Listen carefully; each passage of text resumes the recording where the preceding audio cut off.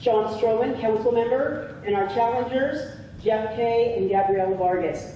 So important that they all are here tonight because you want to hear directly from them about the issues that affect us here in Escalon, the future, where we're going, what we want to see happen in our community. So we are glad to be here. Jalen is going to be keeping time for the candidates so they know how much time they have. And they will each have a series of questions presented by our moderator, Jeff Ruggiero, former mayor, former council member, currently Stanislaus County District Attorney. Isn't it amazing I can do all this without script?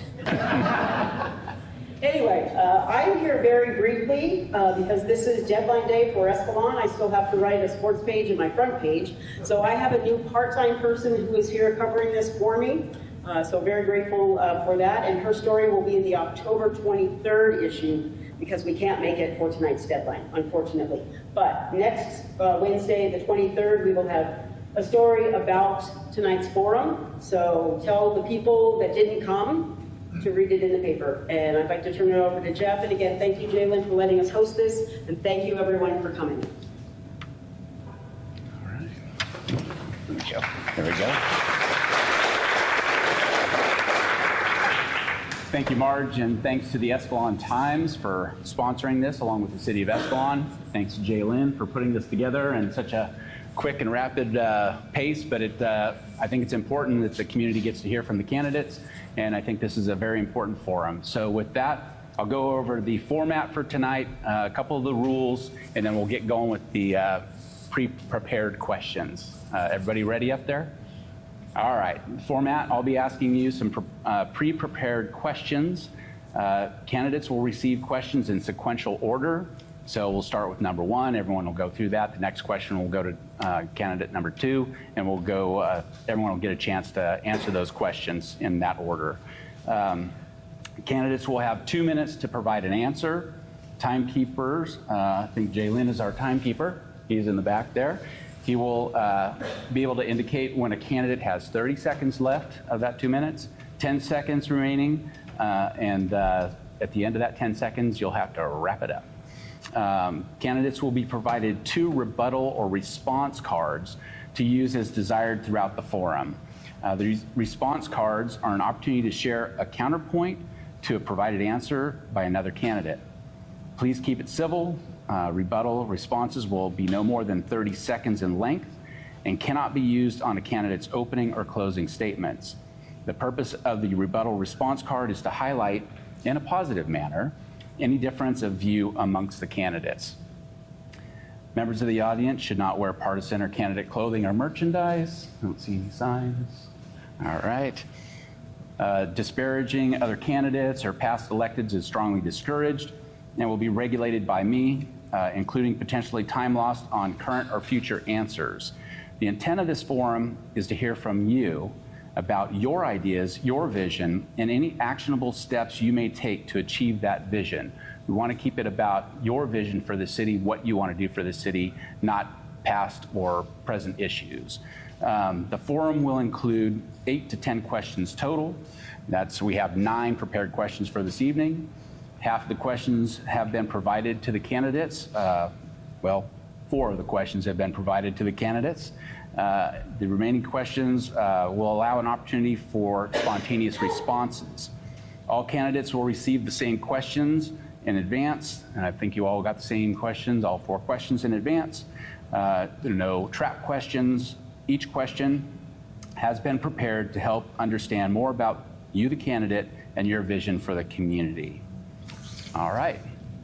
Any questions before we get going? Ready to go? Jalen, ready? All right. All right. First question, this will go to Mr. Bellinger. Please briefly describe yourself, your interest in running, and your platform. Thank you for that.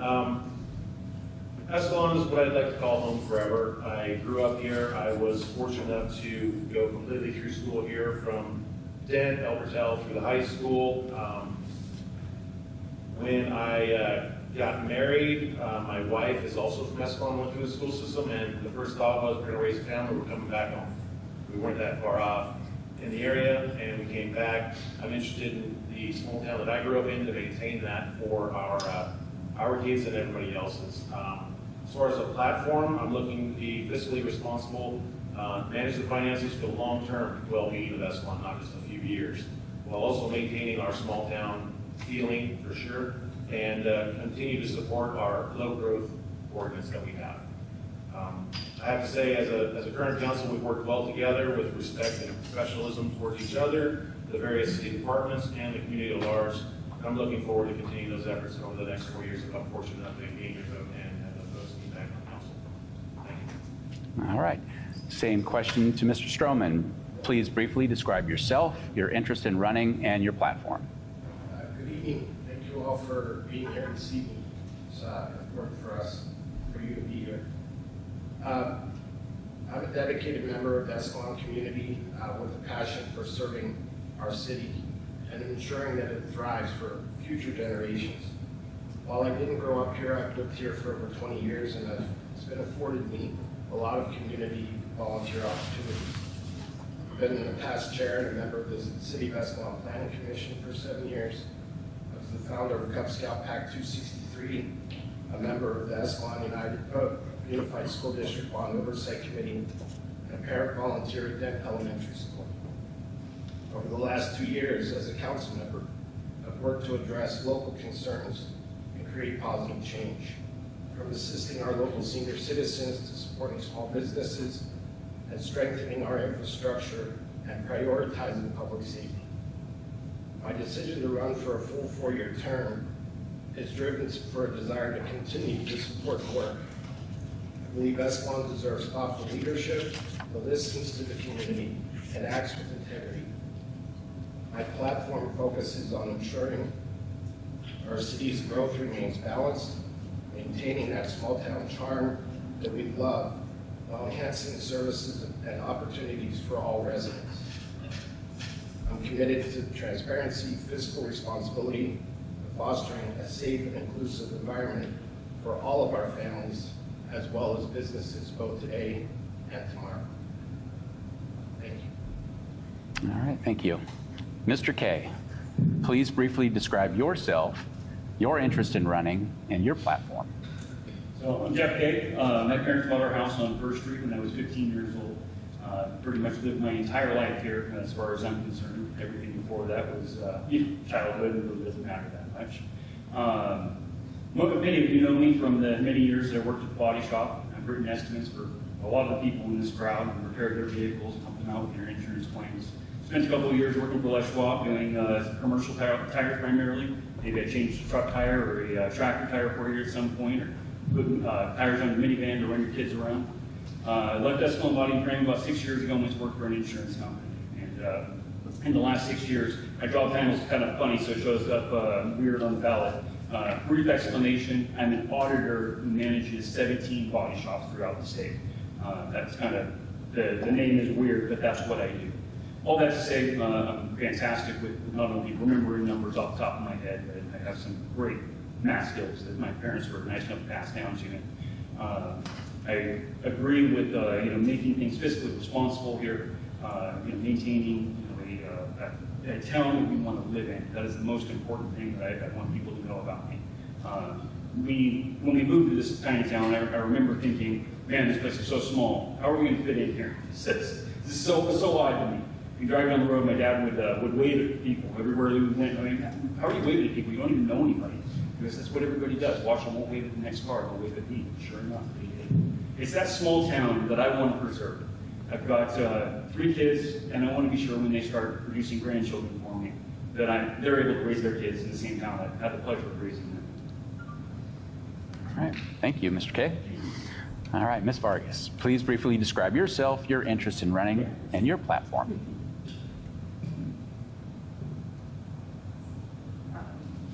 My name is Gabriella Vargas. I am first and foremost a mom of these 4 beautiful children right here.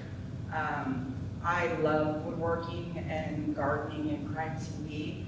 I am a self-proclaimed cold case investigator. I help law enforcement nationwide to solve their cold cases using a very intricate DNA technique. I have been on 48 Hours and Netflix and many other TV programs as a result of the crime that I have solved. I work very hard to provide justice and closure to victims of crime and their families. I am not from Escalon. I moved here, purchased my home 8 years ago. Escalon was a town that my children and I used to stop every time we came from the Bay Area, which is where I'm from, to visit our friend in Sonora. We never missed a time to stop here. And I knew that when I moved, I wanted this to be my forever home. It gave my children a better life, and I knew that going away from the Bay Area is exactly what I needed and something I never wanted to go back to. And I enjoy the small town values here and the rural heritage, and I want to keep it that way. I also have been a community advocate by being the owner of the Escalon Residents page, and I've tried to create a platform that is very neutral but diverse and informs the community and allows them time to hear about events. My platform fosters a thriving, supportive community that preserves the heritage while actively addressing the needs of the city. It's based on transparency, accountability, focuses on realistic approaches to address the challenges, and empowers the residents to be involved. It prioritizes public safety, infrastructure maintenance, and community in meeting the recreational needs of our community. It constitutes and understands that we need to be a voice for the community, and being on council is one way to do that. All right, thank you, Ms. Vargas. All right, Mr. Stroman, questions number 2. Over the last several years, in your opinion, what has the city of Escalon done well, and what is one thing that you will spend time to improve? You mind repeating the question? Sure. Over the last several years, in your opinion, what has the city of Escalon done well? What is one thing that you will spend time to improve? Well, something that we've done really well over the last 2 years that I've been on council is really making a concerted focus on fiscal responsibility, tightening the reins. It's no secret that the city is in a financial crisis, and so myself and my fellow council members really focused on fiscal responsibility. We made it a very strong point to express to Jalen Drench, the city manager, and Celinda, the finance director, that we wanted a balanced budget. And as a city council member, it gives me great pride to say this year we actually started the fiscal year with a balanced budget. It wasn't easy. It's a tight budget, but it's good to move forward with that. Something that I think, so number one focus that we've done really well is focusing on the financial health of the city of Escalon. Something I think we can do better is continue to work at that, not just look at, I mean, it's very tight tax rate that we can get. I mean, we get minimal amount from property taxes, we get a minimal amount from sales tax. And there's only so much you can do with a certain amount of money. But the 2 individuals I mentioned previously, Celinda and Jalen, working in concert with the rest of the council, we're doing many different activities to try to get that down even closer. It's a very symbiotic relationship, one that's based on mutual respect. But I think if we continue to improve upon that, the city will get out of the financial straits that we're in and continue to focus, which will then bring better benefits and programs to our constituents. All right. Mr. Kay, same question. Over the last several years, in your opinion, what has the city of Escalon done well, and what is one thing you will spend time to improve?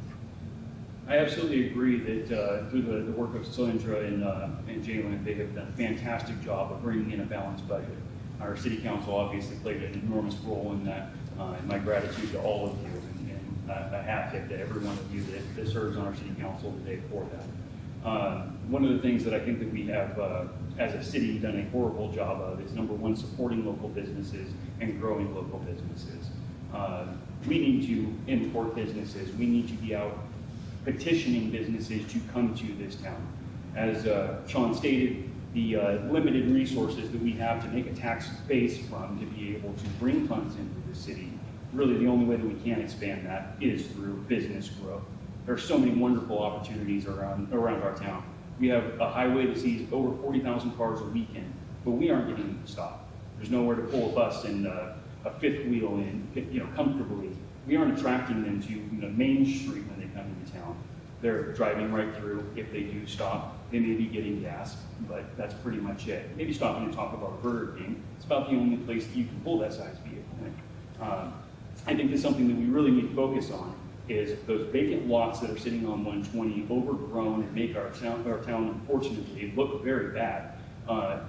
Enticing businesses that will fit those spaces to come into town where we can expand that tax base and expand that tax revenue. I think that's probably the one thing that the city needs to be doing more of, and retaining businesses. We have seen a massive loss of business in this town. When you go back over the last 10 years, really, Bow Country, Hilliard Ford, the small businesses that now we've lost, it's just lose, lose, lose, and no gain. And we have to figure out a way to attract those businesses and gain that tax base back. All right, and what is one thing that you will spend time to improve? Exactly that, bringing those businesses in, identifying opportunities, lots, areas, places that they can come, and a business that fits that spot. Not necessarily just saying, oh, hey, would you come to Escalon? But we have this lot that's vacant, it's for sale right now, and I think your business would fit nicely here. All right, thank you. Ms. Vargas, over the last several years, in your opinion, what has the city of Escalon done well? And what is one thing that you will spend time to improve? I think the recent change in power of authority of the way City Hall is run and the police department is run, and getting different department heads in City Hall has made a huge change on various things that we know were an issue previously. I think we're increasing transparency, but we're not quite there yet. I think that the department heads are holding themselves accountable and bringing issues that they have to council meetings, and that the current council is doing what they can to rectify those issues. I think we've done a good job building bond with the community. Jalen coming on has made a huge impact on those community relations. Celinda coming on has impacted our finances tremendously, and I think there's so much more positive we have coming our way as a result of the two of them. In terms of doing better, I think that we can collaborate as a community better instead of competing. I think that we have different organizations that should be joining forces, and instead they are segregating those resources that they have. I believe that there should possibly be less constraints and more resources for current businesses that we have to ensure that they want to stay here in Escalon, and innovative solutions for issues, and start doing a little bit more creative thinking. All right, thank you. Mr. Bellinger, over the last several years, in your opinion, what has the city of Escalon done well, and what is one thing that you will spend time to improve? Thank you for the question. Similar to some of the other folks here, I've got some of those similar things in my thoughts. Starting with solid hires within the city staff. The current chief doing a great job. Manager French, city manager, is doing a great job. His hire of Celinda being great. The department heads, I agree, are working great together and moving the city in the right direction. I know recently we've put more emphasis on the 2x2 meetings that we have with the school district, between council, staff, and the school district. And going forward next year, they're going to start doing that with our fire department as well, to try and see where we can mutually work together and benefit everybody involved. Also, the budget, I think we're doing the right direction there, moving into the balanced budget that we have. I think we need to do some work coming soon with the fact that we did lop off some things on that budget that were deferred maintenance, we pushed down the road. We can't do that very long sustainably, so we need to work on that. In that regard, sales tax revenue in general into the town. We need to work on looking at the development fees to bring businesses into town, work collaboratively with them to find a mix to where we can possibly look at reducing some fees if it generates sales tax revenue for the benefit on the long-term side for our community. Looking forward, what I'd like to see us focus on doing in the near future, I think the biggest things in our city is going to be the infrastructure projects on top of that budget. We've got the SSGID freshwater system coming into play, as well as the upgrades to the sewer plant. Got to have drinking water in a place to put it when we're done with it. So we need to work on those infrastructures to ensure that this city has long-term potential. Thank you. Thank you. Question 3, we'll start with Mr. K. Given the recent budget constraints, how would you stretch taxpayer dollars to maintain the services or community benefits you desire? And what would you do to improve economic conditions? Very first thing, it's not about my desire. It's about the desire of our citizens. The things that I want out of life are not necessarily my top priority, and it shouldn't be any council member's top priority. It should be the things that our citizens are telling us. Every door that I have knocked, every conversation that I've had, there are 2 things that have mattered. Our police, their safety, and our infrastructure, their water. Just as Mayor Bellinger stated, the fresh water coming in, the water going out. I've been hearing about these problems for 20 years, and yet we've made 0 progress on either one of these things. And in the meantime, those construction costs have just ballooned. What we need to do, again, is to bring business to this town. Find a way to start making more tax revenue into this city, and find a way to pay for these problems. Pay our police officers better. Are you interrupting me? We need to pay our police officers better. There is no doubt that they are one of the most underpaid police departments in the state of California, and that is a huge problem.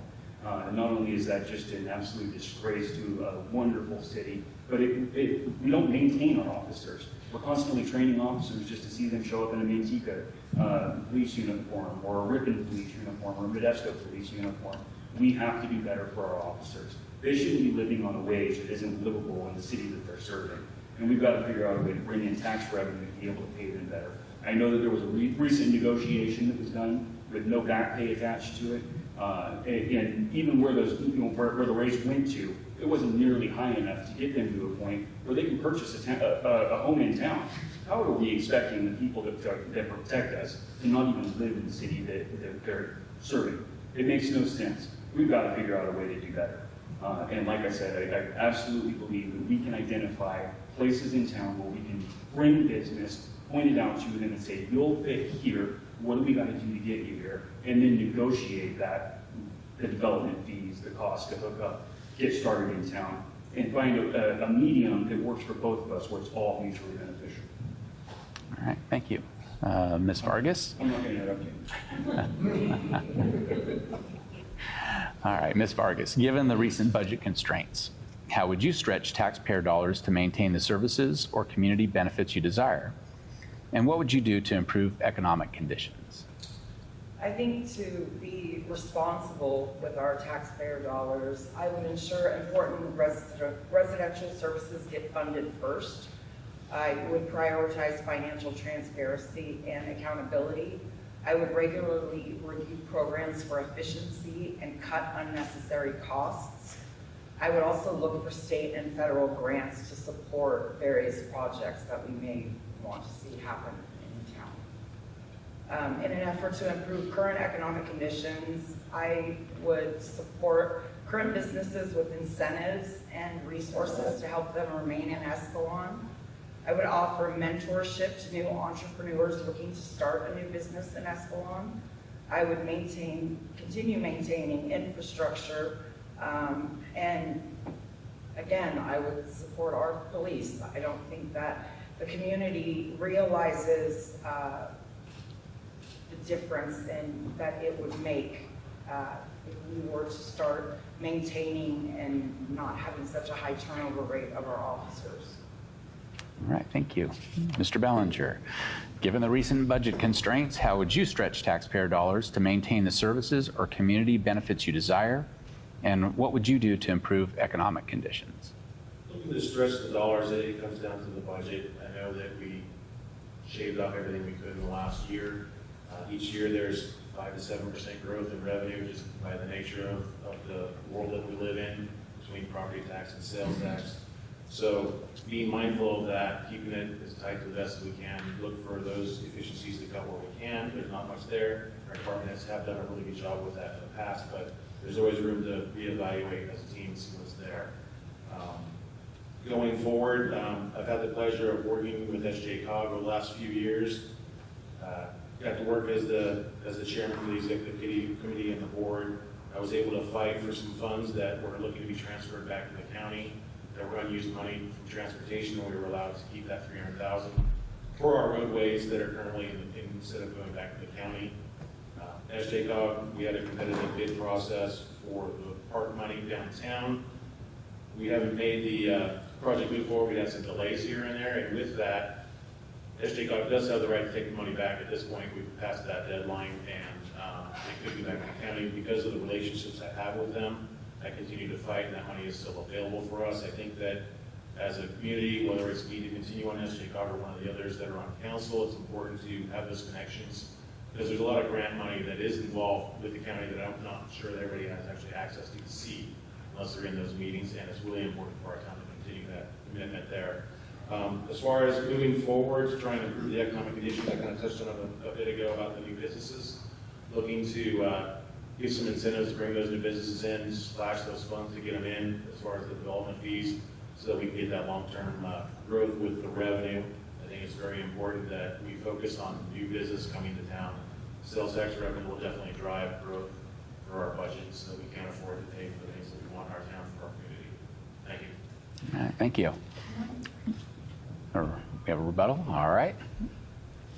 Well, my question would be, if the city got to a point of losing that SJCOG money, why, and you were able to bring that back or maintain it, why are we not moving forward and utilizing those funds? You can You want to start this out, how that works? Yes. They are moving forward on it. The city staff is currently working on it at this point at a smaller scale. There has been, if you're aware, the railroad has had some issues with the grand plan, and we're now shaping that back and scaling it back and working with them to ensure that we don't have changes to our lease agreement with them, and to ensure that we can get the maximum value of what we can. And that's what we've used with the SJCOG folks to ensure that we don't lose that money. The project will be scaled down. Some money will go back because we won't use it all, but we will still be able to maintain a certain amount of that project. All right. Mr. Stroman, given the recent budget constraints, how would you stretch taxpayer dollars to maintain the services or community benefits you desire? And what would you do to improve economic conditions? Jeff and public, I think it's important that we maximize the efficiency of taxpayer dollars. And my approach in doing this focuses on 3 key strategies. There are prioritization, partnerships, and smart investments. So the first one, prioritization, we need to focus on what the most critical needs are: public safety, infrastructure, and essential services. But while we do that, we need to be prudent on discretionary funding. I mean, it's not an open bank account, that's for sure. One of the things that we have done as a council is really work together with the finance director and the department heads to identify areas where we can reduce waste or funds that haven't been used previously. The next area is focusing on partnerships and grants. So while the city of Escalon doesn't have a lot of money, there are folks out there that are providing funds that we can apply for grants. So for example, Mayor Bellinger mentioned the surface water project. So I'm proud to say that I worked with the city manager and we submitted a grant to the federal government for the surface water project, and we're anticipating an award of $1.1 million in a community public funding to go towards that surface water project. If the feds want to give us the money, we just need to be able to go after it. And lastly, smart investments. You know, there was a fund that Celinda brought before the council that said, council, this fund is losing money over and over and over again. What can we do about it? And so we authorized her to reinvest those monies. And now, instead of losing money, we took those funds, reinvested in a local bank, and now that's actually turning a profit or turning positive instead of a negative. And so, to improve the economic conditions, I would just keep going forward. All right, thank you. Question 4 goes to Ms. Vargas. The role of a council member means different things to various people. What does it mean to you? The ideal council member is one who actively listens to constituents, understands their needs, and is their voice. Advocates for policies that promote the well-being of the community, ensures transparency, accountability, and inclusivity in decision-making processes, and commits to making a positive impact that shapes a thriving community. All right, thank you. Mr. Bellinger, the role of a council member means different things to various people. What does it mean to you? I think as being a council member, meeting the various needs of the community with consistent evaluation of the current services provided by the city. We have to maintain what we have and continue to look for avenues for change. I think that's the best way to move forward. We want to continue to foster open communication between the community, the city staff, and the council. We're in this effort together. I think everybody's got good input, no matter where you fall in those areas of the city, and you should be valuing your opinions and voicing those. Being fiscally responsible with tax dollars through the budget process, and prudently moving forward with our needed infrastructure projects to continue the long-term viability of our town. That's what I'm looking at. All right, thank you. Mr. Stroman, the role of a council member means different things to various people. What does it mean to you? Well, Jeff, as everybody knows, the U.S. Constitution is the supreme law of the land, and that starts with we the people. I take that very, very seriously. And to me, being a council member means being a true advocate for the community. It's about listening to everybody's concerns, making informed and thoughtful decisions, always keeping the best interests of all of Escalon at the forefront. It's a major responsibility to serve as a bridge between the people and the local government, ensuring that everybody's voice is heard, i.e. we the people. But it also means having a vision for future while preserving what makes Escalon special. As a council member, I see my role as one on collaboration. Not just collaboration with the community, but collaboration with my fellow council members and city staff to ensure practical solutions to meet those challenges. At its core, it's all about leadership, accountability, and service to our community, with the goal of building a stronger, safer, prosperous Escalon for everyone. All right, thank you. Mr. Kay, the role of a council member means different things to various people. What does it mean to you? I think most of the responsibilities are pretty obvious, but budgetary issues, making sure that city projects are moving forward, approving them, denying them based on budgetary constraints, and this, that, and the other things. There is a bigger piece of our city council, and especially in our rural town, which is very different than every town that surrounds us. One of the things that 2020 showed all of us during the pandemic is the authority that local governments actually have in comparison to the federal government. We were designed as a bottom-up government system, not a top-down government system. And we should be able to reach out to our council members and always have local control over local issues. It's very important. It's very important nationwide. We had a governor that was having his state troopers paintball people for sitting on their front porches in 2020 to get them back in their house. Local government and being able to go stand at the podium every 2 weeks and talk to them, air your grievances. And in a town like this, the reality is I don't know that there's a member on the council that I don't know where they live and couldn't go knock on their door if it's necessary. That being said, I think that it's very important for our city council to understand Escalon needs to maintain its sovereignty. And there was a vote And yes, Sean, this was your vote, and I am going to go ahead and address you by name because you are the only person that voted against it, having to do with this building right across. And it really bothered me, not because of who may or who may not be sheltered in this place in that instance, but that the lack of understanding that our city council is who should always be in control of our city, not anyone else. And there was an open door that had been left in that contract where someone could have walked right through it and we would have been legally bound, your hands would have been tied.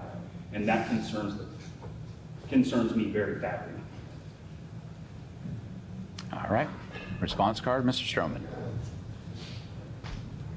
I will gladly answer your concerns, Mr. Kay.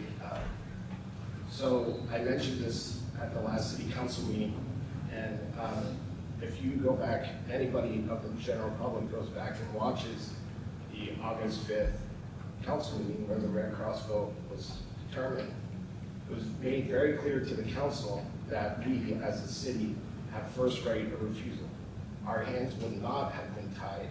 And so if the Red Cross, in the event of a natural disaster, wanted to use this facility, the city council and the city manager, we do have first right of refusal. I believe our community needed an opportunity for a disaster shelter in the event of a railroad derailment, and that's why I voted the way I did. So yes, we did have first right of refusal on that contract. All right. Question 5, back to Mr. Bellinger. What are the most important issues facing Escalon? There's a few, for sure. Starting off with the budget, as we've all discussed, we know it's tight. We know we need to look at focusing on bringing revenue into our town. We have moved forward with an opportunity with Measure P, should the citizens decide to move that forward at the next election coming up here in a few weeks, so that we can possibly put 1% sales tax down into the budget line to hopefully, if it goes through, I'm looking to get the deferred maintenance that was pushed out of our budget, pushed back into the next budget so we can actually maintain our infrastructure with some of the maintenance that is required. The other thing with those funds coming in, we've got some interfund loans that are currently on the books between several different areas back in the early 2011-12 range that we did to work with generating the new City Hall and police station and some upgrades to this facility as well. I see some looming situations where that might become a problem. I'd like to see us use that money to pay back those interfund loans, because one of them is for some low-income housing fund that if a qualified project came in, they have rights to that money, and right now that fund is empty because we have a loan against it, so that would come out of our general fund and take it hurt on our budget. So I'd like to see movement over if this Measure P goes through over the next 5-6 years, a process to pay that back. One of the other funds, the largest one, is about $1.8 million to our Transportation Impact Fund, which deals with roadways in our town. We can keep that paid back, and then we can actually do some road work around this town and clean those issues up as well. So that's what I would hope to do with some Measure P if it goes through. The other issues that are facing our town, quickly, the SSGI-D connection for drinking water and the upgrade to sewer line, we've already discussed that. And then the other thing that I'm going to say is very important to me, and I think everybody in this town, is continued support of our slow growth ordinance for housing, that we want to maintain that and keep our town small, that we all love. Thank you. Mr. Stroman, what are the most important issues facing Escalon? Jeff, I don't really have a lot of time, so I'm only stuck with 2 minutes to answer this question, but there are important issues that we're facing. As Mayor Bellinger mentioned, number 1 is long-term financial solvency for the city. I don't know if the general public is aware, but every year at the start of every January, the council meets and we put forth goals. One of the goals of the council that I'm currently sitting on is the development and implementation of a strategic plan. For 20 plus years, the city of Escalon has just been making decisions without any plan. What is the north arrow? So I think if we as a council get back to implementing and facilitating that strategic plan, we'll be able to move forward. Some of the other folks have already pointed out economic development. That's super important. Focusing on the infrastructure projects that Mayor Bellinger mentioned. First one being the surface water project. We're almost there with that. We have about a $3.8 million gap to deficit that we have to shrink down. We certainly don't want to put that on the ratepayers. So we're actively looking for grants. We just submitted on a grant to try to squeeze that 3.8 down. And last but certainly not least, community engagement and improving quality of life. It's pretty simple to actually submit an application for a rec program. So one of the things actually I did this morning was I worked with a local business, Powerhouse Dance Studio, to bring an introduction dance program to our residents here in the community center that's going for the rec board for approval in November. But why aren't we using those existing relationships to push forward the quality of life and gain better experience for all of our constituents? The resources are there, why not use them? All right, thank you. Mr. Kay, what are the most important issues facing Escalon? I think our finances are definitely our biggest issue. There's obviously not enough revenue for the things that we need today, let alone the things that we're going to need in the future. I know that I've hammered home the police department here several times. There's 73 additional homes on the horizon in our town. We're talking about several hundred extra people, now coming in with them. That being the case, that means we have a police department that we already are having a turnover problem that's going to have a harder time keeping enough officers on duty to keep our town safe. The water infrastructure issue, it's amazing to me that it has gone on for as long as it has, but I think that Sean actually hit it right on the head. There is no long-term plan. It seems like all discussions are fiscal year, let's talk about 12 months, not let's talk about 10 years or 20 years down the road. Where are we going to be 10 years or 20 years down the road? Yes, I absolutely agree with Mr. Merritt. That housing cap being in place and our slow residential growth is essential. But what are we doing to make sure that in the long run, we are setting ourselves up for success where we're going to be able to pay for the things that we need, specifically our police department and our water infrastructure. We are definitely reaching the end of the life on this thing. It's been being talked about for 20 years. I believe our city manager, the pipe that runs down the center of McHenry, was put in place in the 50s. How long until this thing collapses completely and we've got a real problem and we're having to do this in an emergency basis instead of being planned ahead? It just seems like there should be not only fiscal responsibility and a fiscal year being talked about, but more importantly, our 10-year plan, our 20-year plan. How are we growing? How are we growing our tax revenue? And how are we going to pay for our future? We need to make sure that we are securing the future of our town, not just for everybody sitting in this room, but 10, 20 years down the road, everyone else that's going to be added to this town. All right, thank you. Mr. K, question. Do you need to use your second and last response? Yeah. But I agree 100% with what you're saying, but you reviewed the city budget because right now it is mean and mean. And I agree with you, we need to do all of those things, but where's the money going to come from? I don't see where the money is going to come from. So I've got to give a hard to answer this. Yes, sir. I've said multiple times where the money should be coming from, what we should be doing to try and increase our tax revenue. Yes, I'm aware that budget not only lean and mean, no, it's actually been halved. The deferred maintenance on vehicles and potholes around town, all of that stuff. There's not enough money to pay for what we actually need to do right now. And that's exactly my point. We need to be doing something to bring business to this town, to raise tax revenue. Should measure PPAS, yes, that's another projected to be $1 million a year to help out with these things. That can't be the end all. Then at that point, we're 2.25% away from the cap. What happens when we hit the cap? Or are we just going to keep raising the sales tax until we get to a point that there's nothing else? We can't squeeze any more out of the limit anymore? And actually, for clarification, it's not 2.25, it's 1.25%. Oh, yeah, I misspoke. It's 7.75 now. Right, but we can exceed 1% right now and then do another 0.5%. Anything above that amount, we need to seek special state legislation to move forward. And that's exactly my point. We're at the cap already. There's no room for error at this point. So if this passes, then what do we do? We've got to look for other streams of revenue. All right. Would you like to exercise a rebuttal on this? Okay. I just want to comment to Councilmember Stroman that It's a bit disappointing when I hear about the constraints of the budget, although it be true. I heard the same rhetoric 2 years ago and last year, and the only real change that I have seen being done to the budget is Celinda being hired and making changes and looking at where the problems lie and what solutions we can have to fix the current issues. And I'm not privy to any, subsequent meetings that the current council has, but I think that there is a lot, and I have analyzed that budget, that can be done that's not currently being done. All right. Questions back to Ms. Vargas. What are the most important issues facing Escalon? I think one of the most important issues is sustaining financial stability while addressing the budget constraints.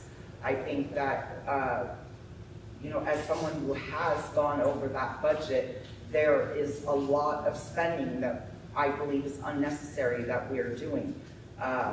There is been a lot that Celinda has brought to the table that has never been thought of, never brought to the table by any council that has been effective in bringing us at least a little bit more balanced, addressing public safety concerns, crosswalks, especially by my house, El Portal. Kids are crossing across the street. We don't have anything that lights up or flashes, and we've got people speeding there constantly. Continual work with law enforcement. I don't think the city realizes what it's like to have such a high turnover. Maybe they don't notice it, but it goes noticed to somebody like myself who was raised not to trust the police or have relations with them. And the upkeep of our current infrastructure. We cannot possibly continue to add homes if we cannot upkeep the systems that we currently have in place. All right. Thank you. All right.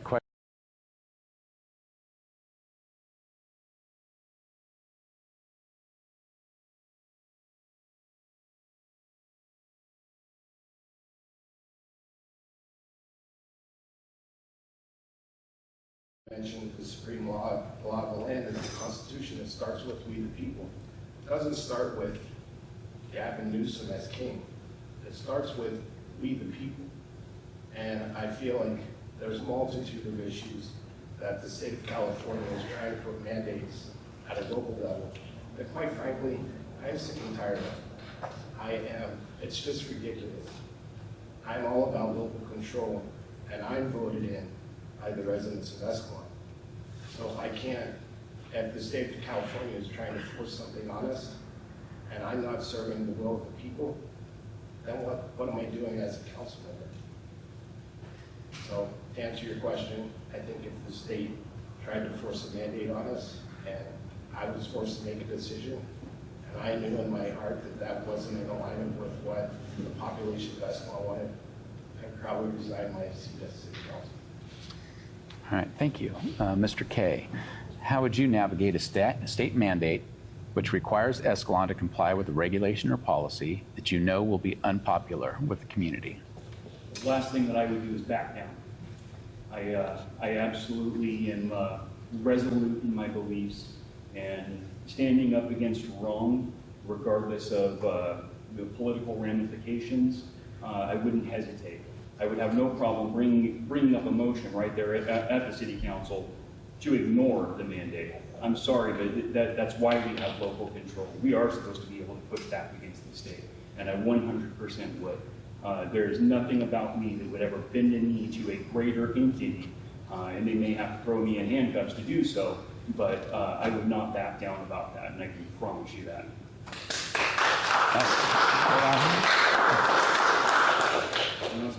Yeah, I appreciate the enthusiasm, but need to save that for the end of the event here tonight. Thanks. All right, Ms. Vargas, how would you navigate a state mandate which requires Escalon to comply with a regulation or policy that you know will be unpopular with the community? I would not be going to prison. However, I also would not back down. I respect Councilmember Schroden's position. However, in my opinion, all that does is now make you a member of the community with no one fighting on your behalf, and you are essentially giving in to something that you know is wrong. The state, the county, they have the reasons for doing what they want to do, and we have a right to fight back. We have many rights that protect us, and I think that fighting back and also being creative and seeing, is this state mandate that we can work with? We just have to be creative in the way that we implement it, would be the way that I would approach it. All right, thank you. And Mr. Bellinger, how would you navigate a state mandate which requires Escalon to comply with a regulation or policy that you know will be unpopular with the community? I think I'd start back with the immediate pushback. I don't appreciate mandates being pushed down on us. We've had enough in the recent 3 or 4 years that have cost all of us a lot more money from one regulation to another. Definitely go the legal route. I think we need to be talking with our legal counsel. I think we need to focus in the state of California. There are other cities that are like-minded like us that do not like state mandates. There's unity in numbers, that you get a lot more cities that are involved with challenging those mandates. We can be effective in hopefully reducing those or changing those regulations, maybe not eliminating them, but making them workable for us in one form or another. We're completely eliminating them. Let's live our lives as it is. But I would look to collaborate and work with other cities that are against these mandates as well. All right, thank you. Question number 7 goes to Mr. K to start. As a council member, you will have access to a deeper level of information on various issues than the general public. How would you handle it if a false or a factually incorrect narrative took hold on social media? Well, that's an interesting question. When you know the truth, but you aren't allowed to speak it for, whatever the reason is. Unfortunately, you can only do so much. As far as social media is concerned, I think you definitely can push back without divulging, let's say, classified information, if that's essentially what we're talking about here. You can definitely push back and say, I know that that's not true, without divulging any information that you shouldn't be doing so. And that's probably the way that I would go about it, is to say, I know for a fact I am privy to information. Unfortunately, as I'm saying that, it's reminding me of a politician that did this for years that I cannot stand. But that's neither here nor there. You really wouldn't have a choice. Best way to go about it, obviously, do not divulge the information no matter what. Toe the line, though. You can walk all the way up to a line without crossing it, and I absolutely would do so. All right, thank you. Ms. Vargas. As a council member, you will have access to a deeper level of information on various issues than the general public. How would you handle it if a false and or factually incorrect narrative took hold on social media? I think it already takes place on social media every day, especially in Escalon residents. I am a fact seeker. My job depends on classified information every day, every case. It also depends on evidence and fact. I am not one to divulge something that is to be held classified. However, you can make statements that this information is not true. I encourage you to do your research. People sometimes looking a little further into an issue may find more factual information that doesn't include something that was held behind closed doors. And I would presume that in a situation where something is done not in the public during a council meeting, it was prompted by something that was divulged in a public meeting. And therefore, that information may be enough to sustain the answer and stop the spread of the rumor. All right, thank you. Mr. Bellinger, to you. As a council member, you will have access to a deeper level of information on various issues than the general public. How would you handle it if a false or a factually incorrect narrative took hold on social media? Social media is a dicey little thing. people get a hold of their thoughts and ideals, and whether it be true or not, or in this case, factually inaccurate. I think you do have to, depending on the topic, set the record straight within a certain level of, that's not actually correct, we have more information, but we're not allowed to bullshit. I think you need to express that you do have knowledge that may be factually incorrect. Ultimately, I don't think going bantering back and forth on social media does anybody any good. I think if it's directly tied to a situation within the city government, city office, or the council, it needs to be addressed at the council if it's that big of an issue. I don't really want to bring in social media into our city council meetings for rumor control. I don't think it's an effective use of anybody's time, but it seems in this day and age, there's a lot of keyboard warriors out there that like to continue to stir the pot even when given facts. So whether you have the facts or not until we're there, they'll continue on that. So I don't see it as beneficial. All right, thank you. Mr. Stroman, as a council member, you will have access to a deeper level of information on various issues than the general public. How would you handle it if a false or a factually incorrect narrative took hold on social media? Jeff, I've lived this question in the last 2 years a few times. And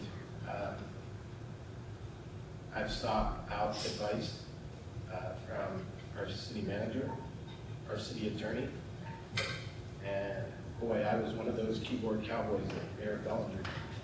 But I was ready to respond. Then when I sought out legal counsel's advice asking how I should respond, I didn't get a response from the city attorney. I was pissed. I was like, why aren't I getting a response? I need to know how to respond. And then I started realizing that is the response. And so sometimes it's better to keep your mouth shut than not say anything. Because there are folks in the community that want to meet council members into a discussion on social media. So what I would do instead is I would encourage them to come to a council meeting, bring that concern to the council so that we can talk about it in an open forum, get the issues out there. Now, if it was a matter of something that was addressed in closed session and we're not allowed to talk about, then unfortunately, the city attorney would have to say, sorry, they're not allowed to talk about it, and our hands are tied. But it's more so getting folks away from their keyboard and actually coming to be part of the solution instead of just trying to raise all kinds of controversy on social media. All right, thank you. Question number 8 to Ms. Vargas. To start, how would you approach a situation of a business coming into town that complies with all local zoning regulations and would be an economic benefit to the community, yet the citizens in that area oppose it? I think that that's a very difficult question. I think overall, there are many things that we don't want in our backyards, but we're okay if it's in somebody else's backyard in the same city. I think we need to look at and weigh the pros and the cons. If it is economically valuable to have this business, but it's not a popular business, I think that, you know, the community should be heard, and we should possibly, you know, put on a town hall meeting or something of the sort for ideas that the community has to, you know, to kind of offset what the rest of the city or whatnot wants, what the business is. It will depend on it. But ultimately, I feel at a place like now where we're at, we need business to stay here, and we need the community to understand that we're not trying to bring big box stores here. But if a small mom and pop, you know, store wants to come in, I know smoke shops are a big thing that we have a big deal with. And as that an example, there are many people in town who smoke and who would visit that type of establishment, but we don't want them near our schools. We don't want them near our playgrounds. And so I think we need to work with the community and coming to ultimately, maybe not so much a compromise as it is to just hearing them out, sometimes it makes a huge difference just to be heard, even if your hands are tied, and ultimately it's best for the city if this business does come to town. Thank you. Mr. Ballinger, how would you approach a situation of a business coming into town that complies with all local zoning regulations and would be an economic benefit to the community, yet the citizens in that area oppose it? To start, I think that I agree with Ms. Vargas that we do need to have some robust discussions at the council level, maybe a city council or town hall meeting, depending on the level of involvement with the potential business coming into town. That being said, also, we've got zoning in our town that is designed to try and separate the best we can between commercial, retail, and residential. And at some point in time, it's going to match all of our requirements that we ask. We do ask an awful lot above and beyond what the state does in our town for certain businesses and size requirements and whatnot, and locations available. If it meets all of those, then I'm going to welcome it into our town. As adults in this town, we all take responsibility for where we decide to live, knowing the zoning in the area. I purchased a home that was potentially the 125 pass through town, right behind my backyard. I willingly signed that disclosure agreement. It's changed now, and it might be a business behind my house. But if it meets the requirements, I'm okay with that if it helps generate revenue for our town at this point, because we do need that revenue to maintain the fiscal nature of our town. Thank you. Mr. Stroman, how would you approach a situation of a business coming into town that complies with all local zoning regulations and would be an economic benefit to the community, yet the citizens in that area oppose it? Jeff, Dave and I have actually lived that. So 3 months into my council, March of 2023, I took office in January 2023. Tom Henry Ford created a $400,000 deficit to the city. Well, then our friends on the Golden Arches come walking right back in. And I can tell you that the residents of Westwood Country did not want McDonald's to come in. They were afraid of the light pollution. They were afraid of the smells. They were afraid of the garbage. And we, as a council, could not ignore that economic opportunity with the $400,000 deficit that was just created. So we, as a council, voted to allow McDonald's to come in. Now, granted, when it was at the planning commission level, some of those residents wanted some things, and there were tweaks made to try to satisfy them. But we can't ignore the economic viability of that. Fast forward now 2 years later, when I was out campaigning, I asked and polled some of the residents of Westwood Country, so tell me about the trash, tell me about the burger smells, tell me about the light pollution. You know what? They haven't experienced any of it. And so it's more so as a council member, getting out there, listening to the community, educating the community, explaining the benefits of what a business would do. And more often than not, they'll take the time to listen. But similar to what I was talking about previously, it's about collaboration. I mean, their voice matters just as much as my voice on council. So if you listen to them and make sure that they're heard, I believe any situation could end up as a win-win, both for the community as well as the residents. All right, thank you. Mr. K, you got it? All right. This is kind of near and dear to my heart. Working so many years in an existing business that sometimes, when the wind blew the wrong way, the neighbors were smelling clear coat. Unfortunately, it's a fact of life. The body shop had been there just as long as the houses had been. We would always do our best to calm their concerns. And the very first thing that I would always say is, I'll go check the paint filters for you right now and make sure that they don't need to be changed. Given that the McDonald's was obviously the first thing that came to my mind, and really I was thinking, man, all of that neighborhood fuss and everything, you don't even hardly smell the French fries when you drive it by there. Had it been me, I would have had the exact same complaint as them ahead of time, because the last thing that I need in my life is a whole bunch of McDonald's French fries that I'm craving every day. That being said, what you got to do is come to a consensus with everybody. You've got to be able to talk about what the benefits is, what the negative outcomes may be, and address those negative outcomes and try and mitigate them the best as possible. Go around the neighborhood, talk to them. You don't like it, I can understand why. Not just pull the neighborhood, pull the town. The town want McDonald's here. The reality is, this town wanted a McDonald's here. The neighbors just didn't, the people that were right next to the commercial lot just didn't want it there. I understand their concern. Unfortunately, they did buy right next to a commercial lot. So it is something that, unfortunately, you leave yourself open to. And if you didn't think about that when you bought the house, that's unfortunate. But we definitely need the tax revenue, so we've got to bring that business in. I think that kind of sums up where I would go with it, is to try and communicate to the town the best as possible. We've got a horrible tax revenue problem, and if somebody's willing to come in here and build something, we've got to figure out a way to make it work. Help me find a way to make it work. See what they have to say, see what kind of suggestions they have. If the only suggestion is tell McDonald's to pound sand, I'm sorry, that's not going to happen. We've got to do it for the good of our city. All right, thank you. This brings us to the closing argument, something near and dear to my heart. So we will start with Mr. Bellinger. Yeah. No closing arguments here. I think honestly that everybody at this table has their version of what is best for our town. I don't think there's anybody up here that has anything horribly to say about our town. We all love this town and we want it to thrive and be the town that we have always had.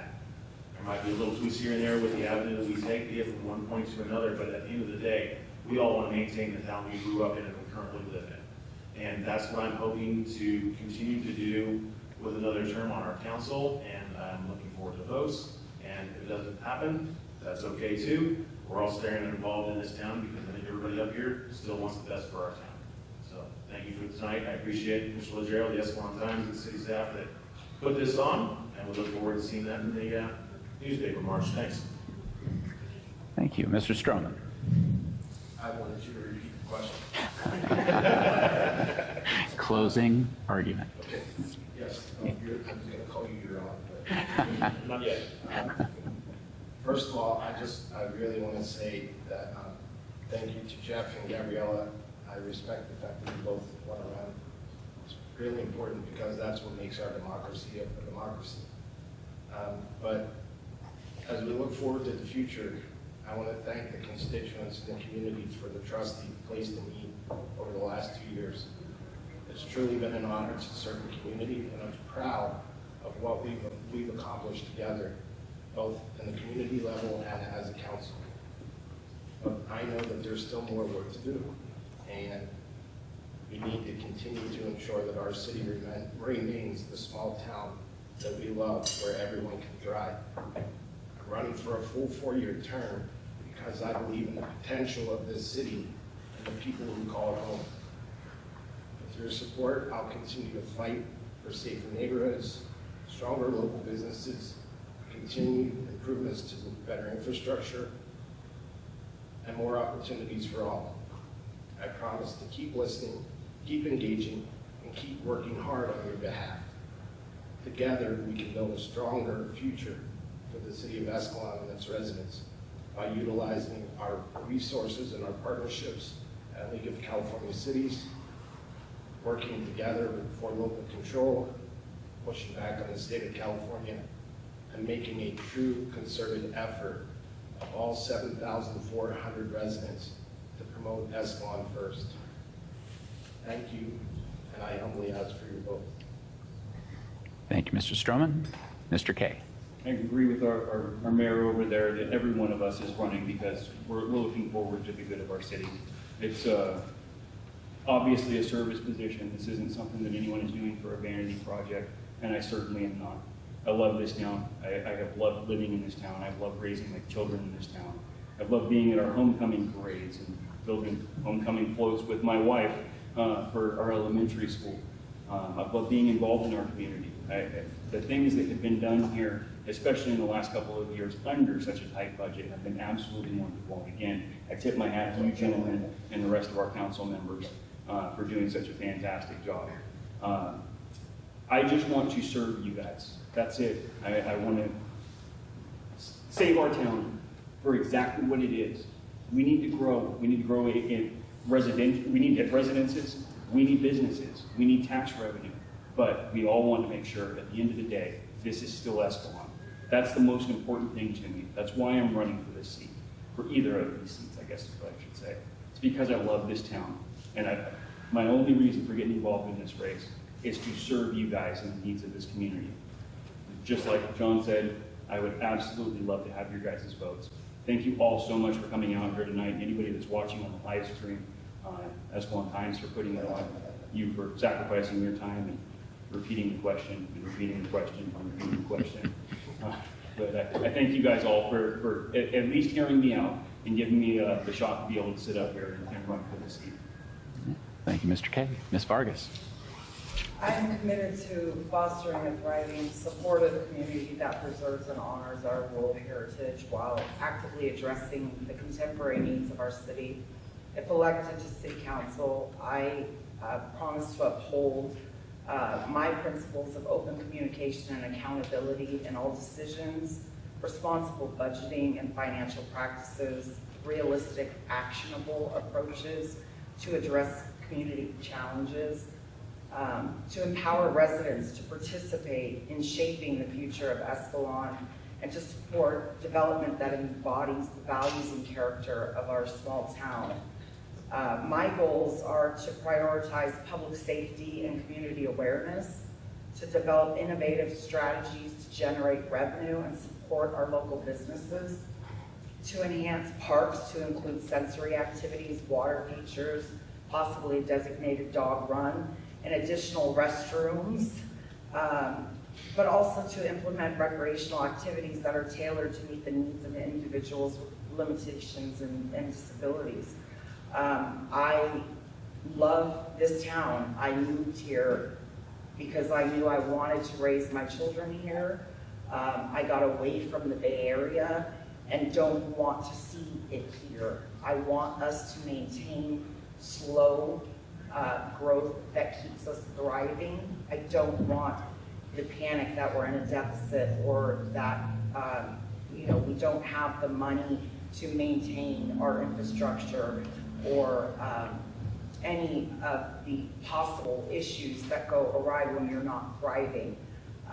And if elected, I vow to hold up my commitment, and if not elected, I have plenty of faith in the gentleman up here and will be supporting you from the other side of the podium. And thank you all for coming, and everyone that put this together, Jalen especially. I know this was a last minute thing to organize, and we appreciate it. All right, thank you. That concludes